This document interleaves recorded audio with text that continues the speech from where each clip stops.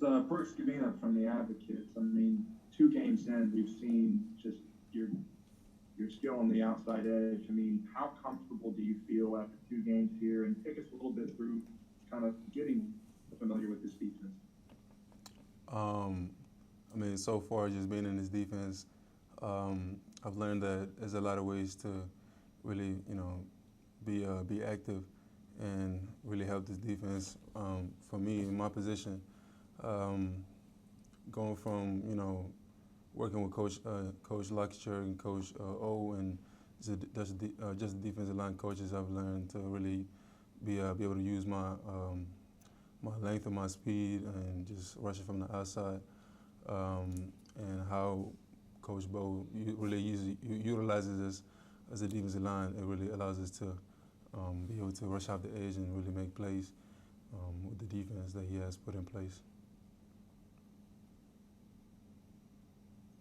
Hey, Ali, Jared Joseph, Fox 44. Tell me, how do you develop those instincts to know whenever to swat at the ball? Because you've already had a few handfuls of them, it seems like, at this point. And also, I mean, how was it during your first game at Tiger Stadium? We do a lot of drills in practice to really know how to time and jump. For me, I know working with Coach Lancashire, we do a lot of drills where we have to we work with trying to cut, like so he simulates ball, us getting cut, and also timing when the quarterback really comes forward with the ball and timing it perfectly and just going up there and batting the ball down.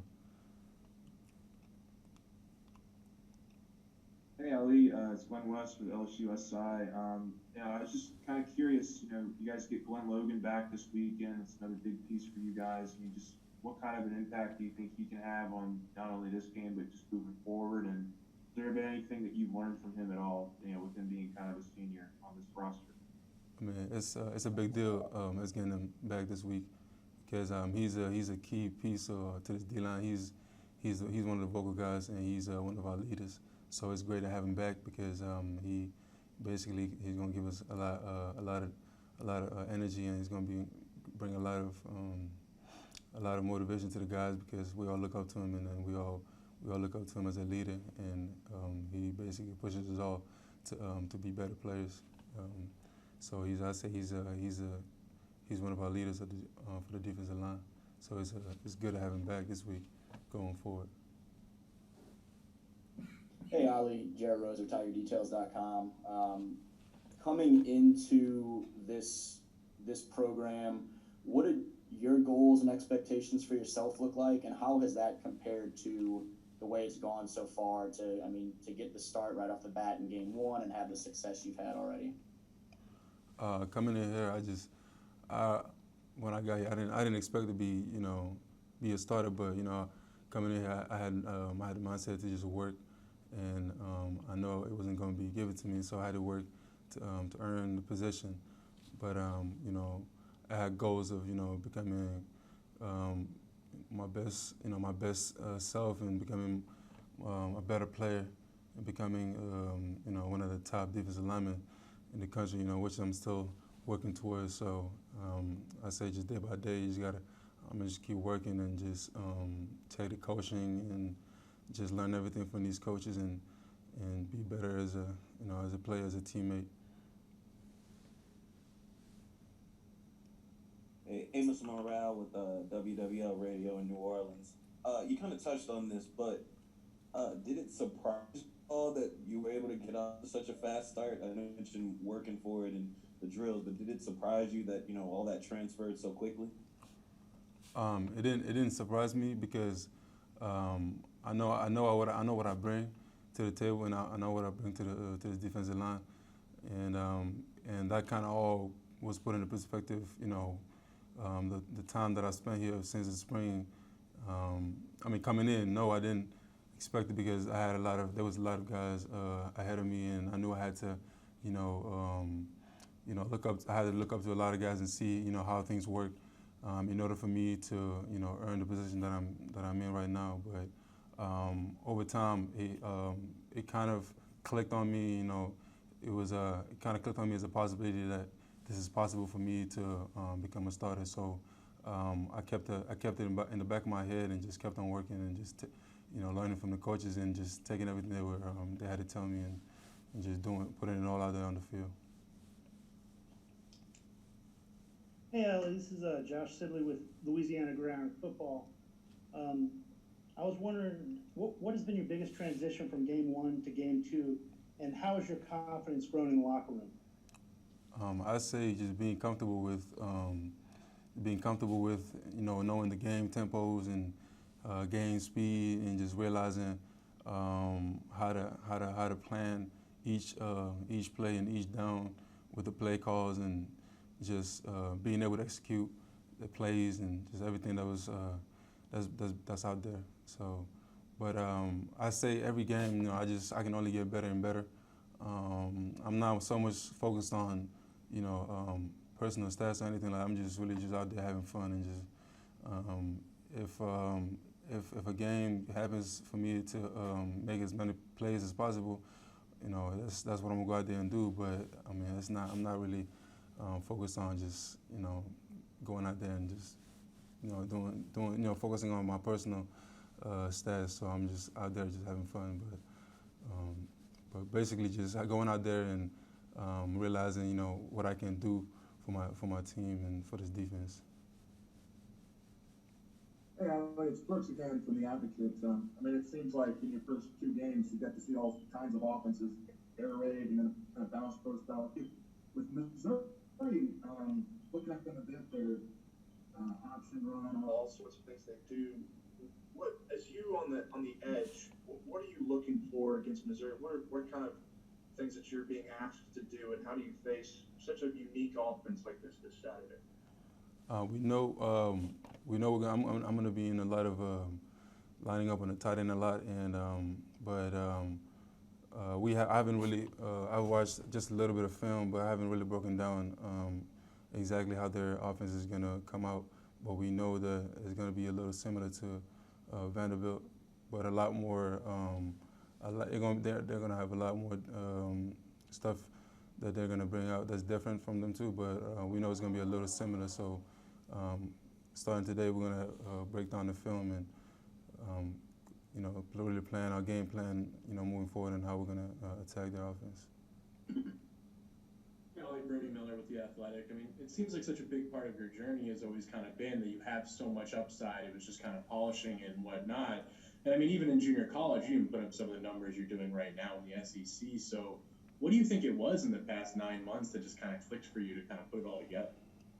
I feel like mostly just coaching and being around a different environment where the defensive line position is really important, and being in a different conference that's really an attack mode defensive kind of scheme. So I feel like just being around the coaches and the kind of mindset that they have for the defensive line position, that's really what clicked on me, and that's really why I'm really playing the way I'm playing right now. Hey Ali, this is William with Tiger Rag Magazine. Coach Orgeron mentioned during the quarantine you chose to remain in Baton Rouge rather than go home, and just kind of want to go through that process of what went into that decision, and what did you get accomplished during that time? And maybe, obviously you missed spring, the entire team, you missed spring, so to be in a position you were ready to go for fall camp, can you just take me through that process? I chose to stay. I chose to stay because I knew if I went home, I wouldn't get a lot of work done, and with everything going on, I knew there was a lot of it would be a limited resource for me to get some work done. So I chose to stay here because I was around my teammates, so I was able to get some work done with them. Stay in shape and keep working, continuing, because we knew eventually we would have to come back in the summer to get back to training. So I chose to stay just so I can stay in shape and just stay ready to go whenever we got the call to go back.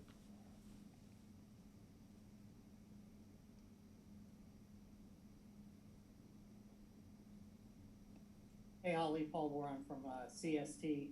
I was just wondering if you could kind of take us into the defensive unit's meeting room after Mississippi State. What kind of maybe frustration was there? And then after the Vanderbilt game, kind of getting things back on track? After that game, I mean, a lot of us weren't really happy, but you know, losing happens. It's not what we expected or wanted, but it happens, and then we just say, you know, moving on. We wouldn't really keep it over our minds much, so we said, you know, moving on to the next, we would have to prepare better and have a different mindset, you know, to win. Because I mean, as you look around from last year, they haven't. The last time they won, it's been a while, so you know, it wasn't something that they were used to seeing in a while. So, but we had to, you know, move on and just say, you know, next game up, you know, we got to get ready for it and we got to prepare better going into the game. Yeah, Ali, Ron Higgins, Tiger Rag magazine in Baton Rouge. I know you were number 11 because of your former teammate in junior college. I believe Bryce Bigton. Is that correct, Bryce? Yes, sir. He's from Baton Rouge. He was from Baton Rouge, Scotlandville High School. Yeah. Did you, have you talked to his parents or when you got here, or is it ironic that you ended up in Baton Rouge where he's from? Yeah, it was a little ironic. Me and him, we actually, you know, went back and forth on that because, you know, it was just, it was unexpected because I didn't know he was from here until he actually left to go to Washington State. That's when I found out, you know, he was from Baton Rouge. But when I got here, I actually tried to reach out to his parents, and which I'm actually trying to get in contact with right now. So, but I know it would mean a lot for his mom, who is from here, to, you know that, you know, somebody's representing him in a way that, you know, wearing his number or playing for one of his favorite schools growing up. So. Thanks.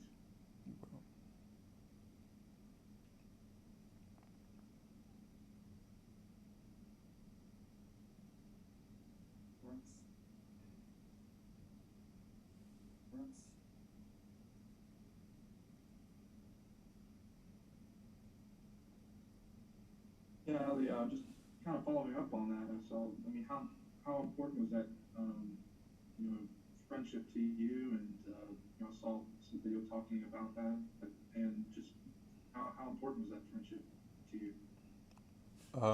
It was very important because when I first got to junior college at Arizona Western, because I always looked up to him because when I first got there, he already had a few schools looking at him, and I would always congratulate him, you know, on the exposure that he was getting, and I was always, you know, I was always blessed to know him because he always told me, you know, yeah, your time is coming. He always told me, you know, your time is coming. It's gonna be you next, you know, and I always took to that. I always took that to heart, and that's one of the key reasons that I kept on working and pushing myself to someday reach where he was at. And I say now it all worked out because you know, I'm here now, and I feel like I owe him, you know, this much to, you know, represent him in a way, you know, tribute him, his name, and what he was about wearing his number, his junior college number. Hey, Ollie, Jared again. With your journey here and you talking about the extra meeting with Bryce and everything, to have that success that you've had, to hear Coach O talk about you being among the best players on the defense right off the bat, what has that meant to you thus far? And coming out of some of these games or watching film or whatever, what have been some areas that you look at and you say, you know, I'm playing well, but that's an area that I'd like to clean up or improve upon now moving forward into the rest of this SEC schedule? You know, I really appreciate Coach O for saying all that, but you know, I feel like I still have a long ways to go as a player, and I still got a lot of improvements to make. And one of those things I say is just executing better each game. Basically, just the run, because I know I'm a little rusty on my run game. My passing game still needs work to do, but you know, all I can do is just keep working and keep improving every game because you know, there's a lot of work to get done. So. Thank you, Ali. Appreciate you. Appreciate you. Thank you.